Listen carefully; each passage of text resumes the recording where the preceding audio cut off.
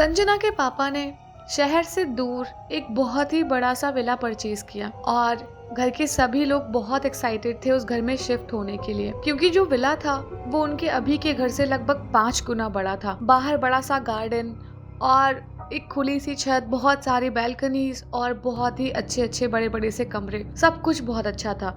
ये लोग घर देख के आए और सब कुछ बहुत अच्छा, आसपास का एनवायरनमेंट जो था वो भी बहुत अच्छा था। तो इन लोगों को बस जल्द से जल्द वहाँ पे घर शिफ्ट करना था और कुछ दिन बाद संजना और उसका परिवार वहाँ पर रहने के लिए आ गए। अब शुरू में जब ये लोग वहाँ पर शिफ्ट हुए थे तो सब कुछ बहुत अच्छा था, इन सबका बहुत मन लगता था वहाँ पर और सभी अपना अपना टाइम वहाँ उस घर में एंजॉय किया करते थे। संजना को लेकिन पता नहीं चला कि कब उस घर में रहते रहते उसे उस घर के नाइटमेयर्स आने लग गए। तो बात ये थी कि संजना जब उस घर में रहने के लिए गई थी, सब कुछ बहुत अच्छा लगा उसे, लेकिन कुछ दिनों बाद ही उसे ऐसा महसूस होने लगा जैसे कि उस घर में जब भी वो अकेली होती है उसे कोई फॉलो कर रहा होता है, और जैसे वो पीछे मुड़ के देखती वहाँ कोई नहीं होता। जब भी शाम ढलती, संजना अपना कोई भी काम करने के लिए अपने रूम या फिर बैल्कनी या कहीं पे भी होती, उसे हमेशा अपने साथ किसी के होने का एहसास होता और संजना को बस ये लगता कि शायद ये घर बहुत ज्यादा बड़ा है तो इसलिए उसको ऐसा महसूस होता है। लेकिन ऐसा शायद सच नहीं था, क्योंकि संजना ने जितना इस चीज को अवॉइड किया और माइंड में नहीं आने दिया, लेकिन कहीं ना कहीं कोई चीज ऐसी लगती थी कि जो उसके साथ चल रही है, उसके पीछे चल रही है हमेशा। कई बार संजना ने उस चीज को मन में विजुलाइज किया कि उसके पीछे एक कोई साया चलता है, शायद कोई बहुत बड़ा काला साया, लेकिन उसे कभी भी वो चीज सामने से दिखी नहीं। जब भी वो पलट के देखती तो उसे कुछ भी नहीं दिखता। शुरू में उसे ये उसके मन का वहम लगा, लेकिन धीरे धीरे ये चीज उसको समझ में आने लग गई कि शायद कोई चीज है जो उसके साथ चल रही है हमेशा हमेशा। जब भी वो इस घर में कुछ भी करती है, जहाँ भी अकेली होती है, कुछ उसे फॉलो करता है। अब एक रात की बात है जब संजना बहुत ज्यादा डर गई थी। संजना आराम से अपने बिस्तर पर सोई हुई थी और उसे पता नहीं कैसे बार बार लग रहा था कि कोई है जो उसके रूम के बाहर टहल रहा है, और उसी कदमों की आहट से उसकी आंख खुली।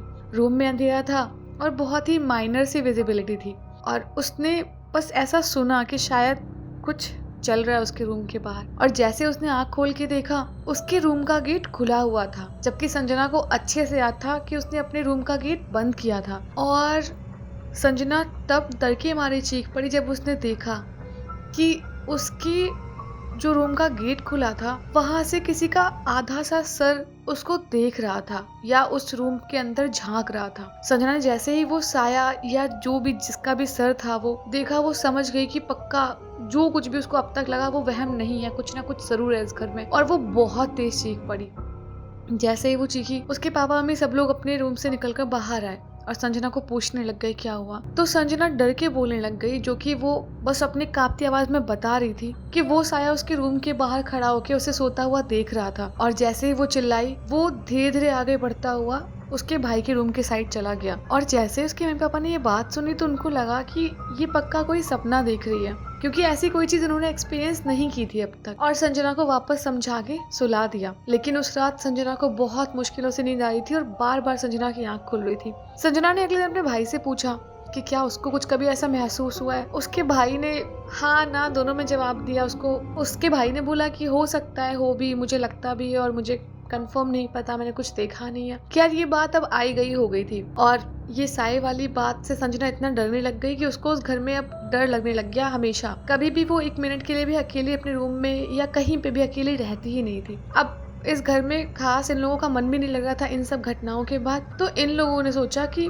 ठीक है, ये घर बेच के नया घर ले लेंगे और ये प्रॉपर्टी कुछ टाइम के लिए रेंट पे डाल देंगे, या तो कोई अच्छा खरीदने वाला मिलेगा तो खरीद लेंगे। अब संजना के पापा ने इस घर को ऐसे ही छोड़ दिया एक प्रॉपर्टी डीलर को देके, और संजना और उसका परिवार जो था वो वापस शहर में जाके रहने लग गया। अभी तक वो घर बिका नहीं था। तो कुछ महीने बीते और संजना के पापा को कॉल आया जो कि उनके भाई का था, और वो लोग एक प्रॉपर फैमिली गैदरिंग का प्लान कर रहे थे। और जैसे ही फैमिली गैदरिंग की बात हुई तो संजना के पापा का जो नया घर था, मतलब जो उन्होंने अभी डाला हुआ था प्रॉपर्टी डीलर के पास में, वहां पर उन्होंने गैदरिंग करने का प्लान किया, क्योंकि वो घर काफी अच्छा और काफी बड़ा था जहाँ पर सभी आ सकते थे। और वैसा ही हुआ और ये सभी लोग वहाँ पहुंचे। अब सारी फैमिलीज मिली, ऐसी बातचीत होने लग गई और काफी लेट नाइट हो गई थी, सब बातचीत कर रहे थे। और इतने में ही जो संजना के अंकल थे उन्होंने संजना के पापा से पूछा कि एक बात बताओ, क्या तुमने यहाँ पे वो काला साया देखा है? क्योंकि मैंने उसको इन 3-4 दिनों में बहुत बार नोटिस कर लिया। तो संजना के पापा, मम्मी और सब लोग बहुत तेज से हंसने लग गए। काला साया? कैसी बात कर रहे हो? हम तो कब से यहाँ पर रहे, हमें कभी ऐसा कुछ भी नहीं दिखा और ऐसा कुछ नहीं होगा, पक्का कोई मजाक कर रहे हो, है ना? तो जब संजना के अंकल की बात को सब मजाक में बोलने लग गए तो संजना ने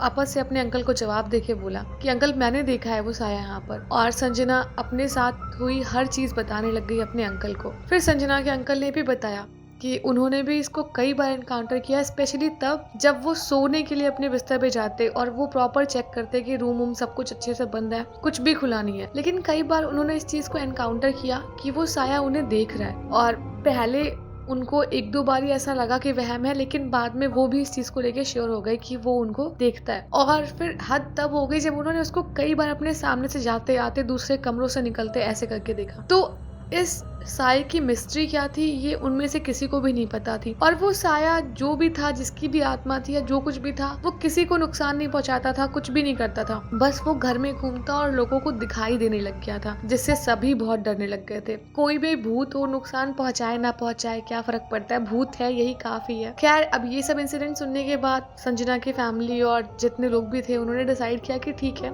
थोड़े कम रेट पे ही सही, बस ये घर जितनी जल्दी बिक जाए उतना अच्छा है। और ये सब जो चीजें थी ये सिर्फ संजना के अंकल ने और संजना ने एक्सपीरियंस की थी और किसी को भी ये इतना सच नहीं लगा। लेकिन हो सकता है कि वो लोग उस चीज को कहीं ना कहीं फील कर सकते हो, क्योंकि कई बार होता है ना, जो सुपर नेचुरल चीजें होती है वो हर किसी को महसूस भी नहीं होती, वो बहुत ही स्पेसिफिक लोगों को महसूस होती हैं। तो किसी को अगर ऐसा एक्सपीरियंस भी होता है तो कहीं ना कहीं वो बंदा स्पेशल है, क्योंकि इतने सारे लोग हैं और सबके लिए हो सकता है कि वो चीज सेम ना हो, जो हमारे लिए है वो आपके लिए कुछ और होगी। तो डिफरेंट पॉइंट ऑफ व्यूज होते हैं और चीज़ों को महसूस करने का तरीका भी सबका अलग अलग होता है। तो इसी के साथ हमें इस कहानी से यही शिक्षा मिलती है कि अपने गट्स पे बिलीव करना चाहिए। अगर कोई आपको लग रहा है फॉलो कर रहा है तो हो सकता है वो भूत हो या इंसान हो, जो भी है। यार अपने अंदर हिम्मत रखो और जो कुछ भी है उसका सामना करो। और हाँ यार, ये चीज़ तो होती है, जो मतलब सुपर नेचुरल या फिर जो भी पैरानॉर्मल एक्टिविटीज होती हैं वो हर कोई महसूस नहीं कर सकता। और हो सकता है 10 बंदे हो उनमें से किसी एक को महसूस हो और बाकी 9 को ना लगता हो, लेकिन उसका मतलब ये नहीं कि वो जो एक है वो कुछ ऐसे हिला हुआ है या कुछ ऐसा है। कई बार ऐसी चीजें हुई हैं कि जनरल लोगों को ऐसा कुछ महसूस नहीं हुआ, बट कुछ स्पेसिफिक लोगों को ऐसा महसूस हुआ। और ये कई फैक्टर्स पे डिपेंड करता है। कई बार जो एनर्जी होती है उस पर डिपेंड करता है, कई बार आपकी और जो एनर्जी सामने वाली उस पर डिपेंड करता है। मतलब बहुत सारी चीजें, इस पे कभी और बाद में बात करेंगे। अगर स्टोरी अच्छी लगी हो तो वीडियो को लाइक कर देना और कमेंट करके बताना स्टोरी कैसी थी, और सब्सक्राइब तो कर ही देना यार।